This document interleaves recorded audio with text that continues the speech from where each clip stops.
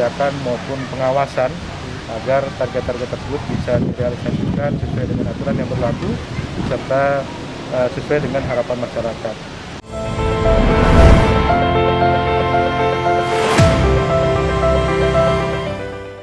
Kalau melihat dari angka-angka, saya kira kita tidak perlu tergesa-gesa untuk kemudian melakukan PTM karena bagaimanapun kita masih perlu melihat data penurunan ini dalam beberapa waktu ke depan, sehingga ketika kemudian kita mau coba buka meskipun secara bertahap, dilakukan kajian yang mendalam dan memang situasi sudah mulai benar-benar kondusif. Bahwa kemudian kita berharap PTM segera dilakukan itu ya, tapi bagaimanapun juga masalah kesehatan adalah faktor utama. Kita fokus dulu vaksinasi ini bagaimana bisa berhasil dengan baik. Maka usulan kami adalah vaksinasi ini diperluas, termasuk juga tempat vaksinasinya diperbanyak, tidak hanya di 1-2 tempat saja, tapi bisa di semua kecamatan ada, hingga mempercepat proses vaksinasi. Yang kedua juga edukasi terkait protokol kesehatan juga tetap harus dilakukan.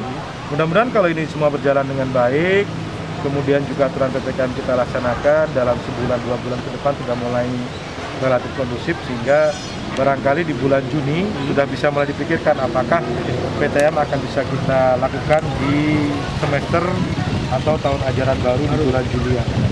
Sebenarnya bisa dilakukan pertama dari sisi PDAM maupun dari PLN ya. Walaupun meskipun tarifnya sudah merupakan tarif sosial, saya kira hal yang bisa langsung dilakukan oleh Pemkot adalah bagaimana bisa menggratiskan langganan air bagi rumah-rumah ibadah ya, baik masjid maupun yang lain sebagainya. Sementara kalau dengan listrik, saya kira perlu dikomunikasikan, dibantu oleh Pemkot dengan pihak PLN, itu yang pertama.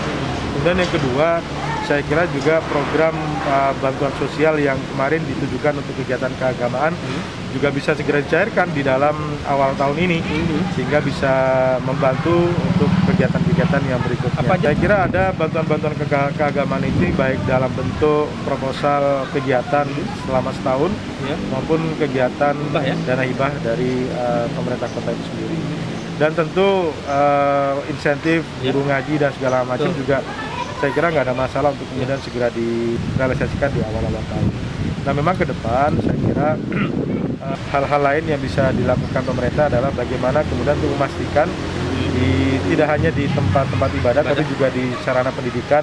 Banyak juga pendidikan swasta yang saya kira nasib para guru dan tenaga pendidikan ini juga bisa diakomodir dari anggaran pemerintah.